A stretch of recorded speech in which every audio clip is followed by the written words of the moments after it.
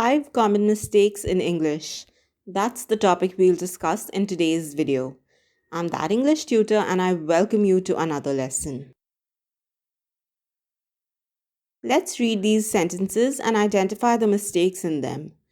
If you have any doubts, please feel free to ask me. I have few friends and they are very helpful to me. Please explain me the procedure. The seats will be available on a first-come, first-served basis. The amount of people learning English has been on the rise in recent times. Could you spot the mistakes? If your answer is no, you must watch this video right until the end.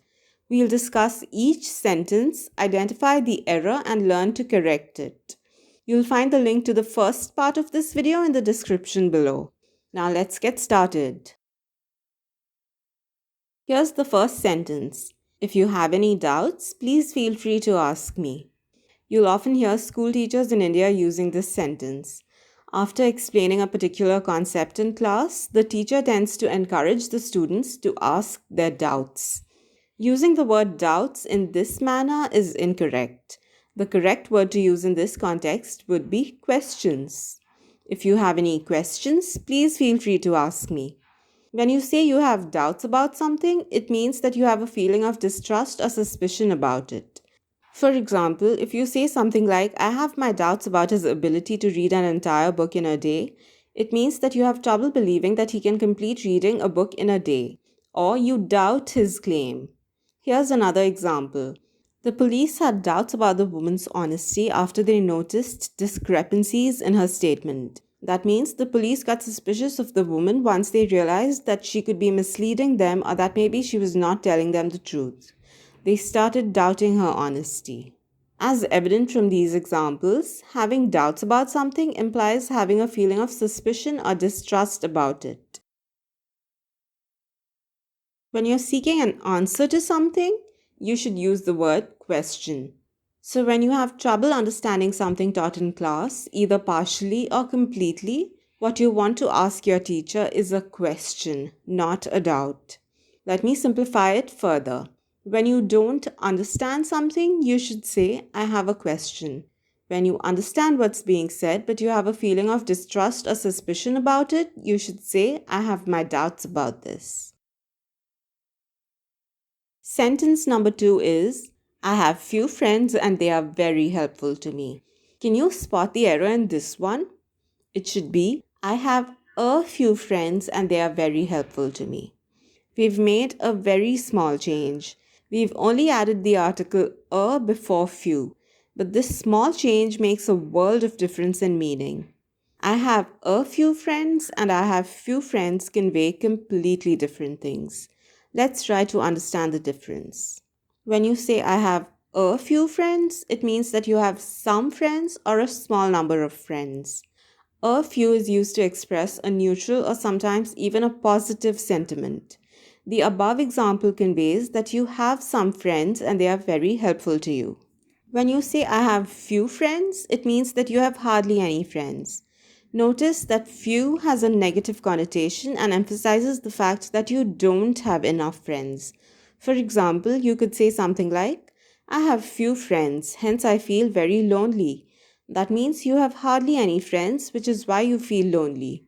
Now let me see if you've understood the difference between few and a few. Take a look at these two sentences. Tom has read a few books and Jerry has read few books.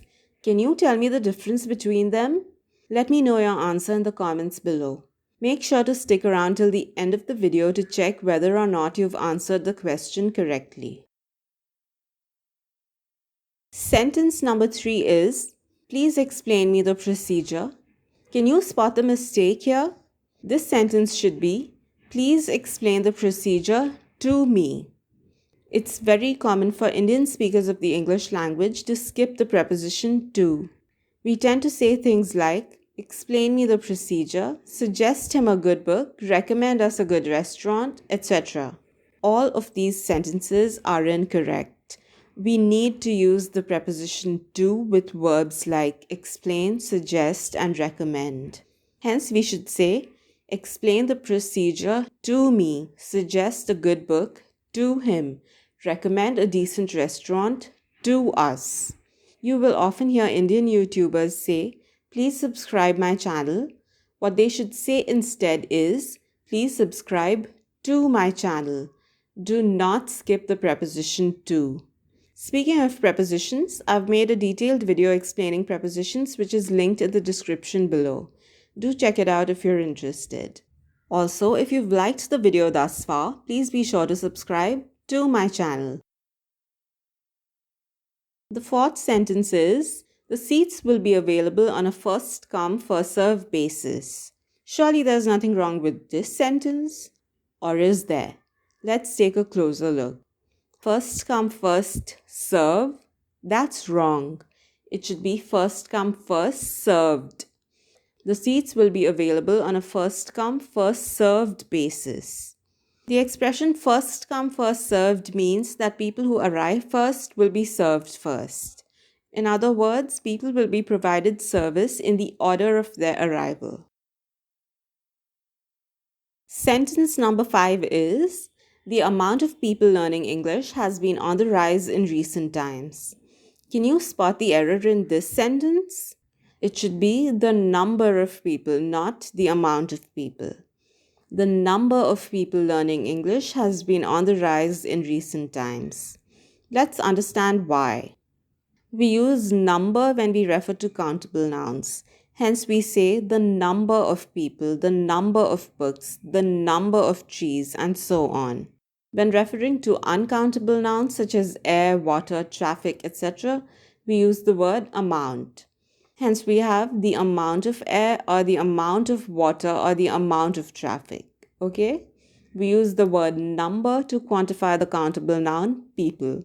Hence, it's always the number of people. Tom has read a few books and Jerry has read few books. What's the difference? I had asked you to leave an answer to this question in the comments. Let's see if you've answered correctly. Tom has read a few books. This sentence conveys a positive sentiment. It means that Tom has read some books, a small number of books, but he has done some reading.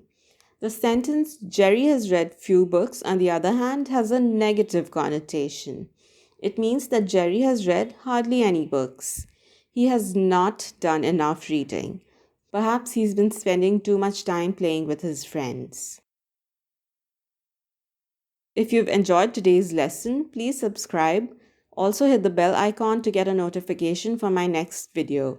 Please hit the like button and share this video with somebody you think would benefit from it. Leave a comment below if you have any questions or suggestions. Thank you for watching my video. Take care and I'll see you in the next one.